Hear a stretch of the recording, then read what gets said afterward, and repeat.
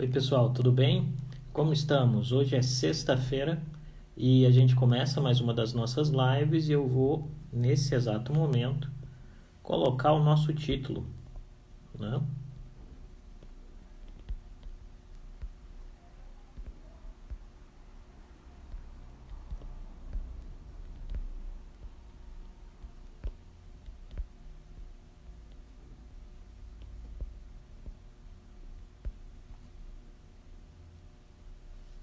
Aqui estamos, vamos fixar.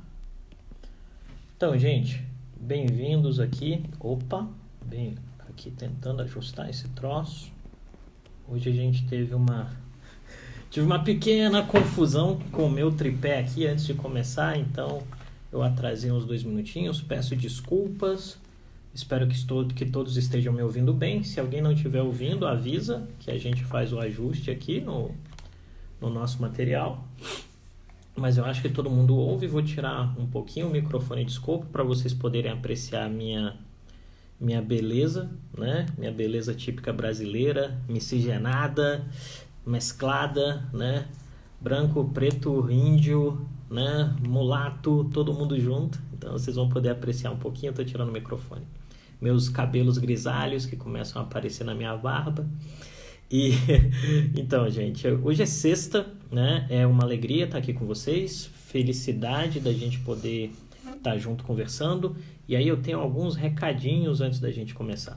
O primeiro deles é o convite, caso seja a sua primeira vez aqui, que você siga a nossa página no Instagram, siga também o nosso canal no YouTube, todas as lives aqui, apesar de que eu estou colocando no IGTV também, mas é legal colocar no YouTube porque é mais fácil o acesso, né?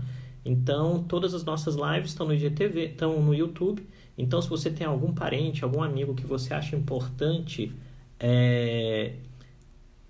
assistir o nosso conteúdo e ele não tem Instagram, não quer usar Instagram, tá tudo lá no YouTube para que a gente possa conversar também, para que ele possa lá interagir.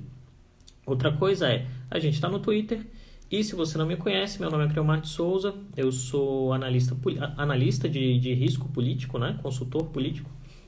E possuo também uma consultoria que se chama Dharma, né? Dharma Political Risk and Strategy. E a Dharma está presente aqui no Instagram, está também no Twitter e no YouTube. Então, eu convido você a seguir a mim e a seguir a consultoria Dharma. Tem muito material legal. A turma da Dharma de vez em quando entra aqui nessa live também e não é obrigado pelo chefe para entrar, né? Mas quem entra é sempre visto com melhores olhos do que quem não entra. Então, essa é a nossa ideia, essa é a nossa lógica. E dando umas regrinhas aqui, fazendo um convite, aperta o coraçãozinho, enche a gente de amor. Tem um sinalzinho de um aviãozinho de papel aqui, que é onde você pode encaminhar essa live para os seus amigos. E se a nossa live não aparece na sua timeline de stories lá do Instagram, é porque todo o nosso conteúdo é feito de forma orgânica. Nós não impulsionamos conteúdo. Então o senhor Zuckerberg nos joga às vezes para o final da fila. Então o melhor jeito é só me procurar aqui ao meio-dia, sempre de segunda a sexta, e a gente vai estar fazendo esse papo. Se você curtiu o papo, você encaminha para os seus amigos e ajuda a gente a ter cada vez mais seguidores, impactar cada vez mais a rede de forma positiva. É um prazer enorme ter vocês aqui. Pois bem, vamos lá, vou tomar uma água para a gente começar. Isso aí, Lidiane, vamos obrigar todo mundo a discutir política. Joga no Viva Voz mesmo e daí a gente resolve. Eu te agradeço, né? E manda o pessoal clicar aqui no nosso Instagram. Pessoal, olha só.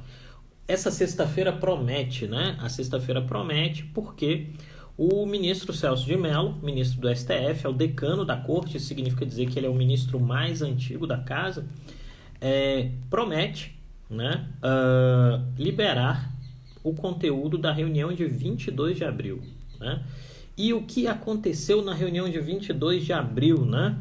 A reunião de 22 de abril é marcada por ser a reunião em que o ex-ministro e ex-juiz Sérgio Moro diz que tem a prova cabal de que o presidente Bolsonaro tentou interferir no seu trabalho, rompendo um acordo de cavalheiros de quando ele foi convidado ao Ministério da Justiça e, de outro lado, também criando aquilo que, na percepção do ex-ministro Sérgio Moro, seria uma espécie de crime de responsabilidade à medida que à medida que o ex-ministro diz que o presidente queria interferir na gestão e nas investigações da Polícia Federal. E aí nós temos duas questões fundamentais, né? A primeira, que já foi resolvida, que é o fato de que Celso de Mello dá todas as indicações de que o vídeo será liberado. E a segunda, que é o que faz ter expectativa de todos nós, que é o fato de saber se o vídeo sai na integralidade ou parcialmente. Inclusive, eu fiz uma enquete sobre isso no Twitter e as respostas são bem diversas, né?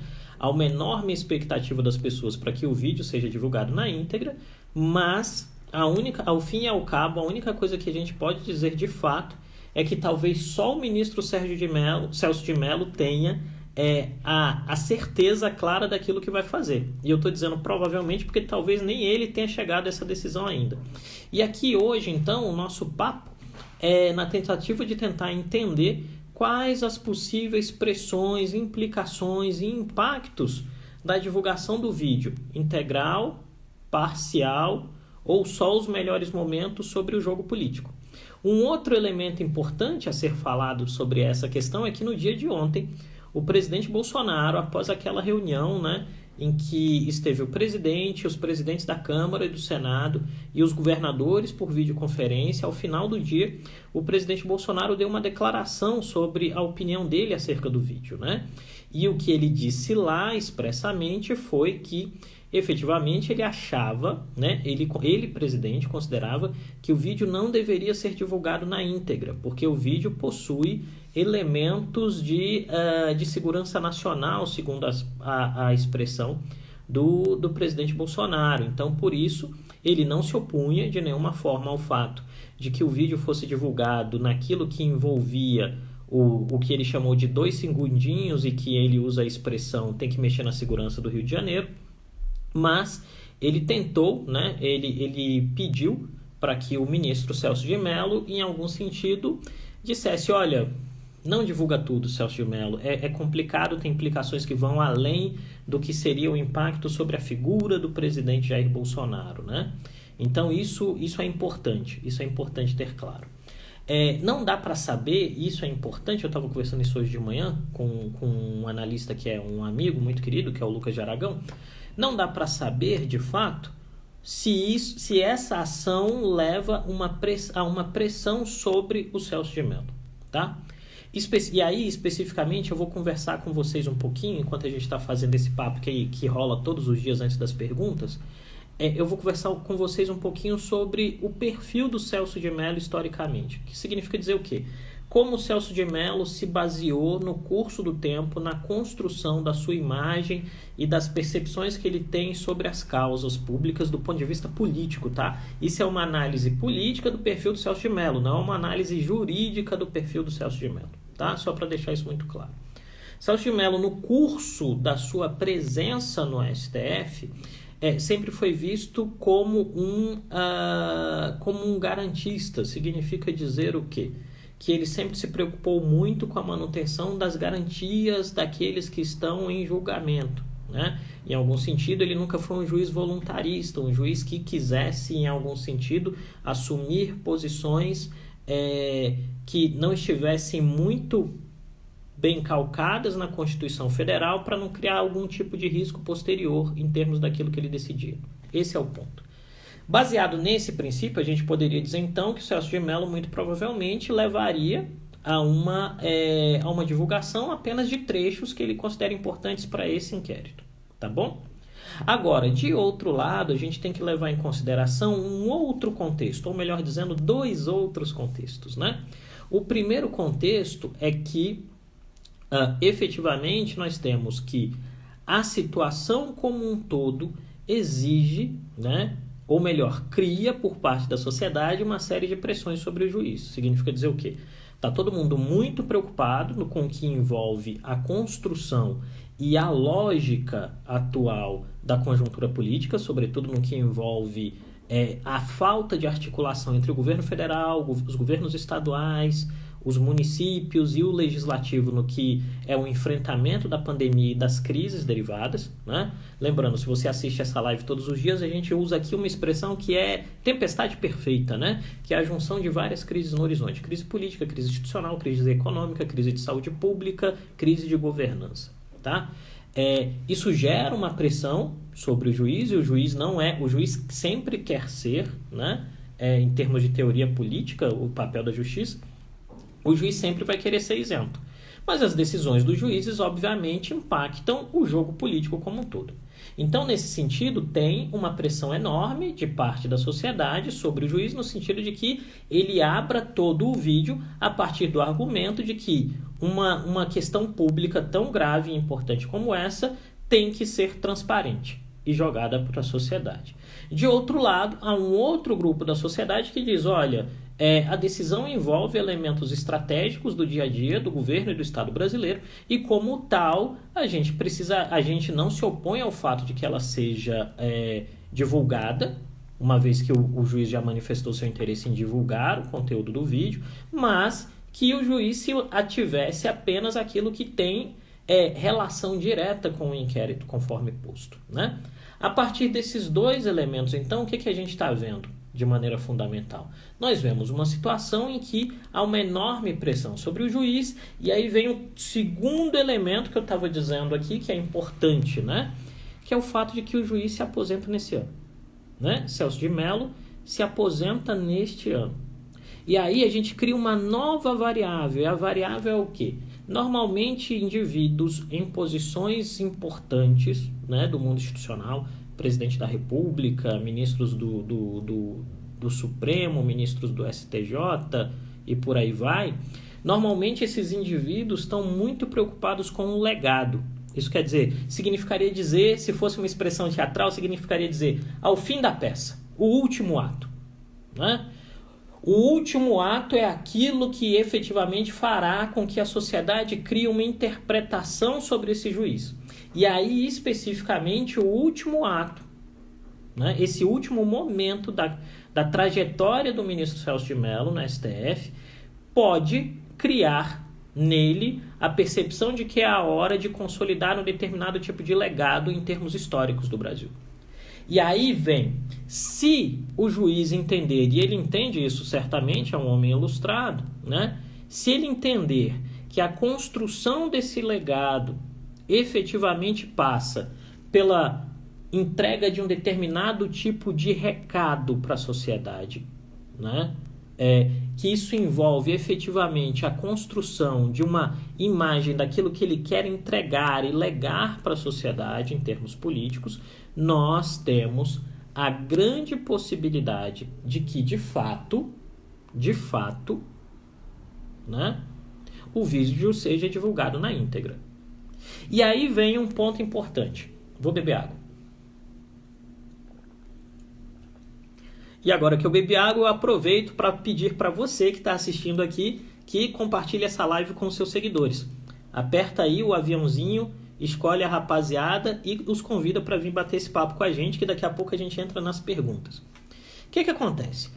Se o vídeo, isso é uma hipótese, tá? A diferença de hipótese é que é uma resposta prévia a uma pergunta que a gente tem na mente. Então, a pergunta que nós temos na mente é: qual o impacto político de uma eventual divulgação do vídeo da reunião de 22 de abril na íntegra, tá? E aí, especificamente, caso o vídeo seja divulgado na íntegra, o que nós temos? Primeiro, um reforço do ponto de vista vendido pelo ex-juiz Sérgio Moro e ex-ministro Sérgio Moro de que houve uma interferência. A questão é saber o nível dessa interferência. E aí, o vídeo na íntegra faz com que a sociedade passe a construir interpretações sobre o fato. Cada um vai escolher o seu lado e, lembrando, a sociedade está polarizada, né? Então vai ter gente que vai dizer que não é nada, vai ter gente que vai dizer que é o fim do mundo, e as peças políticas vão ir se montando e se construindo ou se desconstruindo nesse processo, tá? Esse é o primeiro elemento.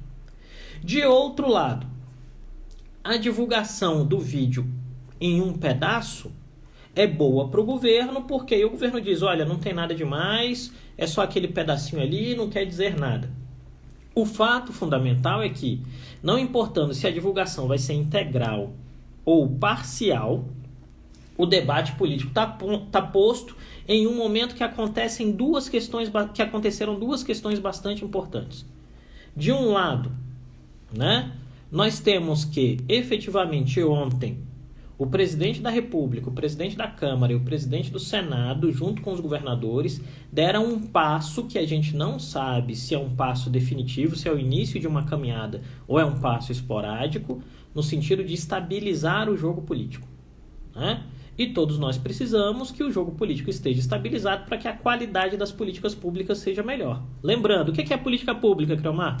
Política pública é tudo aquilo que o governo faz ou deixa de fazer, tá? E efetivamente o que os governos federal, estadual e municipal têm feito e deixado de fazer na atual conjuntura tem gerado incerteza nas pessoas. Isso tem feito com que as pessoas acreditem menos no presidente, acreditem menos no governo e acreditem menos nas instituições. Uma vez que isso está posto dentro de uma determinada lógica, esse movimento bastante importante foi feito pela manhã e, em paralelo a esse movimento, até um dos nossos... Um membro da audiência ontem realçou isso, e no decorrer do dia de ontem, as oposições todas, né, ou a maior parte das oposições, fizeram mais um pedido de impeachment contra o presidente Bolsonaro. Qual a diferença desse pedido para todos os outros? É que nesse pedido você tinha mais de 400 entidades assinando, e esse pedido tinha como base elementos da fala do ex-juiz Sérgio Moro. Olha aqui, olha como o mundo dá voltas e a política gira, né? Imaginaria que os partidos de esquerda usariam pedaços do argumento do juiz Sérgio Moro para basear ou para estruturar um pedido de impeachment contra o presidente Bolsonaro, né? É como foi dito ontem por um membro da nossa audiência aqui. No Brasil, estudando e analisando política, ninguém morre de tédio, né? A expressão que a gente usa aqui é de tédio ninguém morre, né? Essa lógica, então, tem duas peças no tabuleiro. E aí vem mais um pedido de impeachment. Tem mais de 30. Todos eles guardados na gaveta do presidente da Câmara, Rodrigo Maia. Né? Todos eles guardados na gaveta do presidente da Câmara, Rodrigo Maia. Por que o Rodrigo Maia não puxou nenhum desses pedidos de impeachment da gaveta? Porque nós falamos aqui isso todas as semanas, porque impeachment não é processo jurídico. Impeachment é processo político, né? E de fato a gente precisa que, caso aqueles que são favoráveis ao impeachment, isso é uma escolha que cabe a cada um de vocês, é preciso a construção de uma conjuntura política que desague num processo de impeachment inevitável, né? O que as oposições esperam no dia de hoje, né? O que as posições esperam no dia de hoje é que, efetivamente, a liberação do vídeo na íntegra gere a possibilidade de criação de um consenso em torno da ideia do impeachment do presidente Bolsonaro. Essa é a expectativa. E qual é a realidade?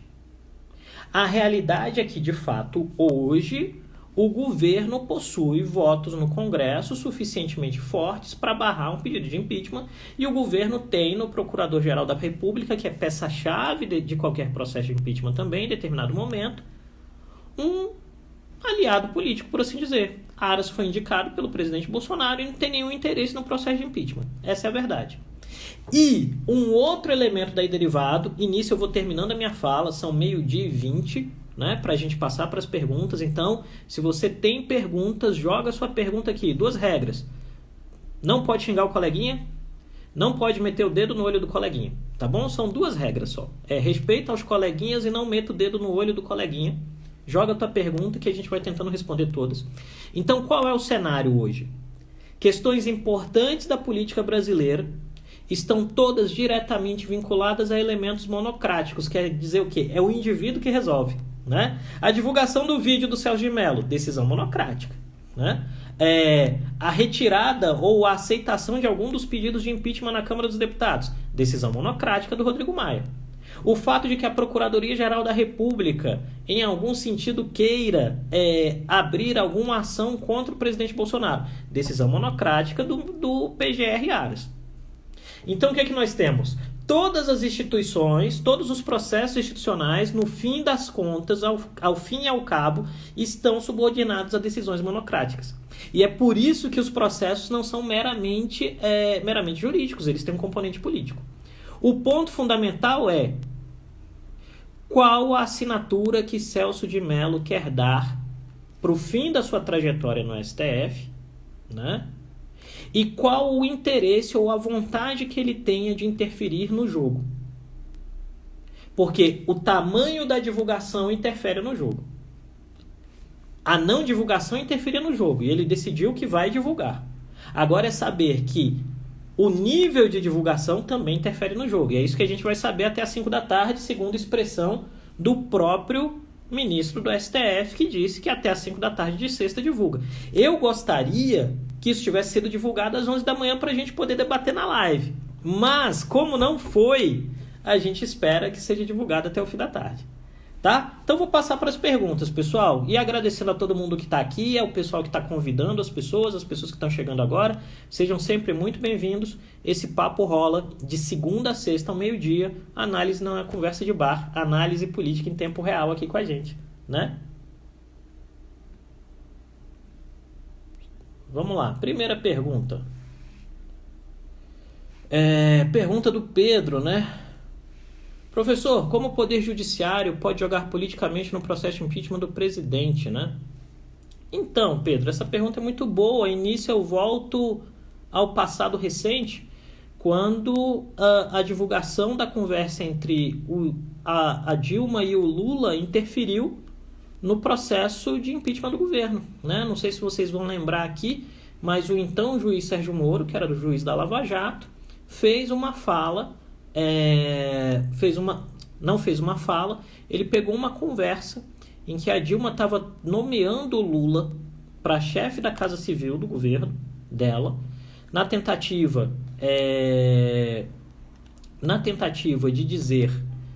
de impedir a ação de impeachment contra ela, né? O Lula entraria para fazer uma articulação política que de fato desse a possibilidade de preservar o governo Dilma e tirar o governo Dilma do seu pior momento. E o Sérgio Moro divulgou, né? Permitiu a divulgação disso, vazou essa informação via imprensa, e isso alterou o cálculo político. E alterou o cálculo político por quê? Porque a nomeação, cujo argumento da presidente Dilma Rousseff estava sendo feita para blindar o governo de um eventual processo de impeachment, usando a habilidade política do Lula, foi interpretada por um pedaço da sociedade brasileira como uma ação da presidente Dilma, em acordo com o ex-presidente Lula, para que impedisse o julgamento de processos contra ele envolvendo a questão da Lava Jato. O fim da história todo mundo lembra, né? A nomeação foi suspensa, depois o Lula foi condenado, a Dilma sofreu o processo de impeachment, mas o que acontece é o judiciário interfere no processo político, né? O judiciário, de fato, interfere no processo político. E aí o que a gente tem? E não faz isso por mal, né? Na verdade, o que a gente pode dizer é, se o político não quer uma interferência... Se o político não quer uma interferência de fato da justiça, ele não deve criar ações que envolvam ações judiciais, né? Basicamente é isso. Em uma democracia orgânica, funcional e de alta qualidade, os políticos interpretam e entendem o fato de que eles não devem, em hipótese ou circunstância alguma, né, criar ações ou movimentos que possam resultar em necessidade de interpretação judicial. Em democracias de baixa qualidade, infelizmente, nós temos uma situação que é adversa, em que a lógica do sistema acaba criando situações em que a justiça acaba interferindo no processo político. E é isso que a gente está vendo hoje. Tá bom? Espero que tenha respondido, meu velho. Vamos lá, na próxima. Né?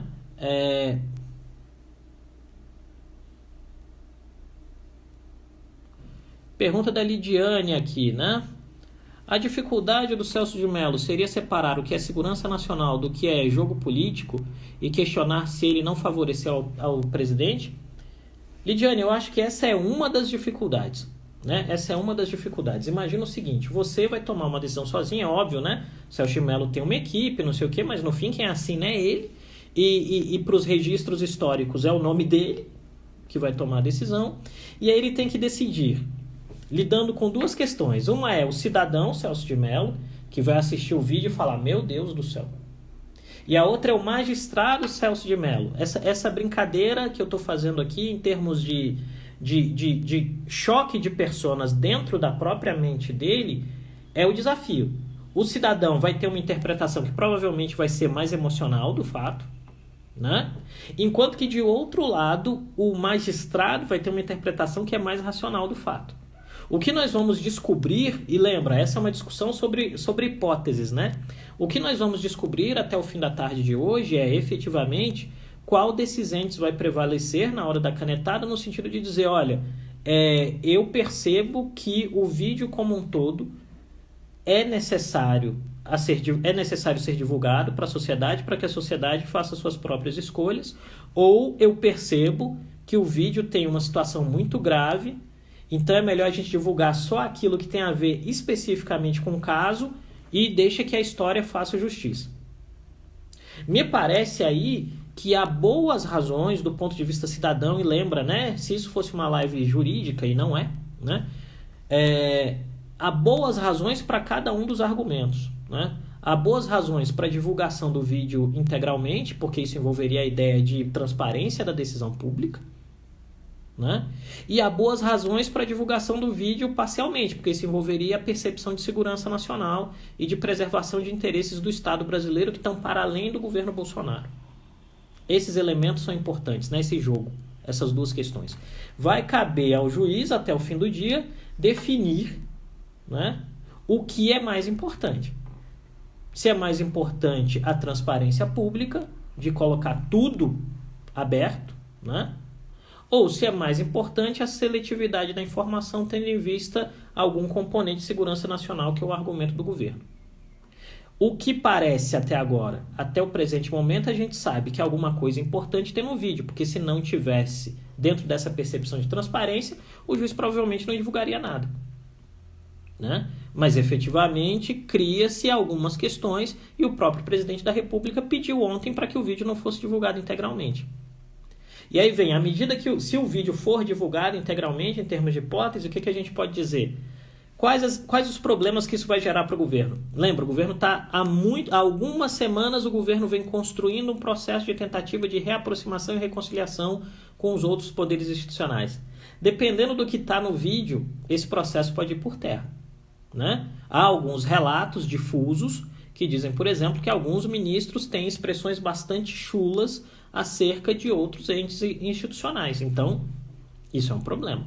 Mas aí lembra, é um problema que o governo, em algum sentido, cria para si e que ele vai ter que resolver. Tá bom? Obrigado pela pergunta, Lidiane. Vamos para a próxima.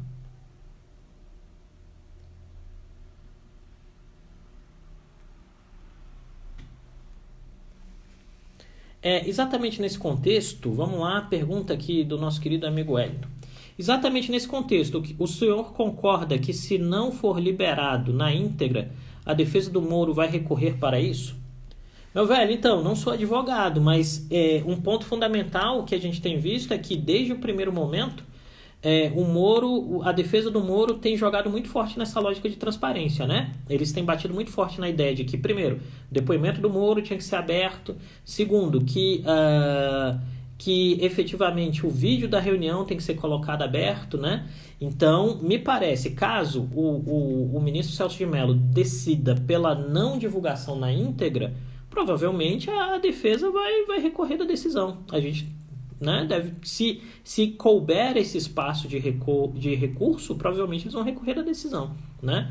E aí é aquela história, tem um pessoal comentando aí, dizendo, cadê o Wikileaks, né? Cadê o Anonymous? Não sei cadê o Wikileaks, não sei cadê o Anonymous Brasil, né? Mas até agora a gente não sabe o conteúdo na íntegra da reunião.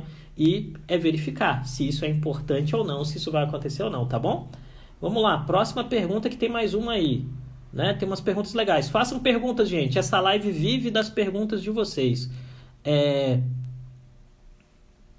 Vamos lá, pergunta aqui da turma da Defensoria por Paixão, né? Adoro esse nome, Defensoria por Paixão. Todo dia eu falo isso. Então, no caso de uma divulgação integral e possível pressão do povo, isso facilitaria o impeachment? Então, pessoal, olha só, o que acontece é o seguinte, a gente parte de um princípio aqui desde o início que Impeachment é processo político. O processo político dá start a partir de algumas variáveis, né? Uma variável é apoio e pressão popular, tá? Outra variável é desgaste da figura do presidente, tanto popularmente, isso quer dizer, a aprovação popular vai lá para baixo, né? Quanto institucionalmente, ele perde apoio em termos de cotidiano político e ele perde apoio em termos de lógica de governança, tá bom? Esse é um ponto, né? O terceiro elemento é uma crise que seja vista de maneira tão profunda e tão forte que a sociedade percebe que o presidente não é capaz de resolver, tá bom? A crise pode ser do ponto de vista moral, por exemplo. Vamos lembrar do impeachment do ex-presidente Fernando Collor, né? Tinha uma crise moral muito forte, derivada do fato que era a celema da Fiat Elba, né? O presidente foi lá e comprou uma Fiat Elba com cheque nominal, e isso foi visto como uma crise moral de um presidente que dizia ter sido eleito para superar os dilemas morais da nação. Ou vamos ao impeachment de Dilma Rousseff, onde há também uma conjunção, né, de crise moral com uma falência da proposição econômica. Isso quer dizer, o que a Dilma havia proposto de agenda econômica, de agenda social, não foram entregues e criou-se uma percepção generalizada de que o país não tinha alternativa que não fosse o impeachment, tá? Especificamente hoje, qual é a diferença para a situação do presidente Bolsonaro? Até algumas semanas atrás, trabalhava-se muito forte com a ideia de que o presidente sempre teria 30% do eleitorado, né? E que sempre, tendo sempre 30% do eleitorado, não havia a possibilidade, de fato, de construir seu impeachment, porque não haveria uma erosão da popularidade, né? A saída do Sérgio Moro, a saída do Mandetta e a saída do Sérgio Moro, né? A saída do Taixe também contribui, mas sobretudo a saída do Mandetta, que era um ministro muito popular, a saída do Moro, que era um pilar de moralidade dentro do governo para o eleitorado do Bolsonaro, já era um elemento de sangria que foi identificado. A gente conversou isso na live de ontem até, tá? Se não tiver visto, tá no YouTube, dá uma olhadinha lá. Esses elementos todos criaram um componente que começou a ser identificado em algumas pesquisas na atual conjuntura como um início de uma erosão dessa base de 30%. Isso quer dizer, o Bolsonaro, a popularidade ótimo bom do presidente caiu de 31 para 27, agora para 25. A gente não sabe se vai cair. Mas quando você cruza essa queda com o fato de que apenas 21% das pessoas acham que a gestão do presidente sobre a crise é ótima ou boa, tem um espaço de queda ainda aí, né? Então, esse é o elemento. O que vai conformar as interpretações sobre o vídeo é a vitória de um tipo de narrativa e de um tipo de história contada na hora que o vídeo for divulgado. O que eu estou querendo dizer? A gente tem duas narrativas sobre o vídeo, né? Uma narrativa que é a narrativa do governo, que é o presidente não falou especificamente de troca da Polícia Federal, ele falou de troca de segurança vinculada à sua família, ao bem-estar da sua família. E tem a outra narrativa, que é a narrativa do Moro, que as oposições estão tentando incorporar, que é a ideia de que o presidente interferiu por livre e espontânea vontade em um processo institucional muito claro, que é a gestão da Polícia Federal e investigações da Polícia Federal. Essas são as duas narrativas. O ponto é, essas narrativas são transformadas em histórias contadas. O vídeo é peça fundamental para o dia seguinte da história contada, né? À medida que o vídeo for colocado para a sociedade, a gente vai ter de fato que histórias serão contadas. A história da narrativa do presidente e a história da narrativa do Moro. Essas histórias contadas vão disputar os corações e as mentes das pessoas. Isso significa dizer o quê? A forma como cada um de nós interpreta um fato. Quer ver? Olha só. Vou te dar um exemplo. Tá vendo esse paninho? São possíveis duas interpretações sobre o que eu acabei de fazer. Uma é eu deixei o paninho cair e a outra é eu joguei o paninho. Aí você me diz, eu joguei ou eu deixei cair? Algumas pessoas aqui vão dizer que eu deixei cair, algumas pessoas aqui vão dizer que eu joguei. E é isso que a gente vai ter sobre o vídeo. Como o país está muito dividido em termos políticos, nós teremos que essas narrativas vão tentar se construir de forma que elas falem primeiro para os seus convertidos e depois para aqueles que não são convertidos. E nesse aspecto, a narrativa do governo tem mais dificuldade que a narrativa do Moro. A narrativa do Moro tem maior capacidade de capilarizar por aqueles não convertidos. A narrativa do governo só tem capacidade, nesse exato momento, de falar para quem é convertido. E isso pode alterar a balança do jogo. Tá bom? Obrigado. Vamos à próxima. Tentando apertar aqui. Gente, essas letrinhas, meu óculos tá... Eu vou precisar de um óculos novo. Com o apoio emergencial, houve um aumento da popularidade do presidente em gamas da sociedade de baixa renda. Opa, aqui, né? Pergunta do Afonso, né? Com o apoio emergencial, houve um aumento da popularidade do presidente em parte da sociedade com baixa renda. O resto não veio, tá, Afonso? O resto da pergunta. Não vem depois de... podemos ter uma queda... blá blá, não sei que queda é essa. Se quiser jogar aí nos comentários eu respondo, tá bom? O que nós sabemos e a gente conversou isso aqui algumas vezes, né? O presidente Bolsonaro, a partir da saída do Moro, tem tentado efetivamente mudar o seu eleitorado de base, porque ele sabe que uma parte dessa classe média que votou nele a partir da percepção de que ele era uma transformação política dos objetivos jurídicos da Lava Jato, esse pessoal tende a sair dependendo da forma como o processo e as denúncias do Moro ganhem força, né? E o presidente tentou, a partir daí, dialogar com a turma de baixa renda, né? A turma de baixa renda a partir da ideia de que tem que ter auxílio emergencial, tem que reabrir a economia, tem que criar novos substratos e novos elementos. Efetivamente, essa troca de eleitorado, essa recomposição do eleitorado que sai, né? Essa recomposição do eleitorado que sai para o eleitorado que chega ainda não foi feita de maneira plena. Não foi feita de maneira plena por quê? Não foi feita de maneira plena porque, efetivamente,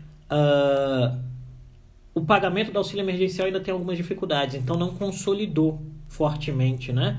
Na minha percepção, por um equívoco de políticas públicas do governo. O governo encarou o auxílio emergencial como um dilema de bancarização. E o governo ignorou a estrutura de assistência social que estava consolidada. Se tivesse usado o sistema de assistência social já pronto, o pagamento teria sido feito mais rápido. Mas como quis usar apenas a Caixa Econômica, tem muita gente que não recebeu ainda. Então, esse é o ponto. Acerca de briga entre o Guedes e o Bolsonaro, eu ainda não vi esses indicativos. O Guedes parece muito alinhado com o presidente Bolsonaro até aqui, né? No sentido de que, inclusive, ele tem mostrado um discurso que está presente na fala do Bolsonaro, estava presente ontem na fala do Maia, presente na fala do Alcolumbre, de que, passado o pior da pandemia, a agenda de reformas volta.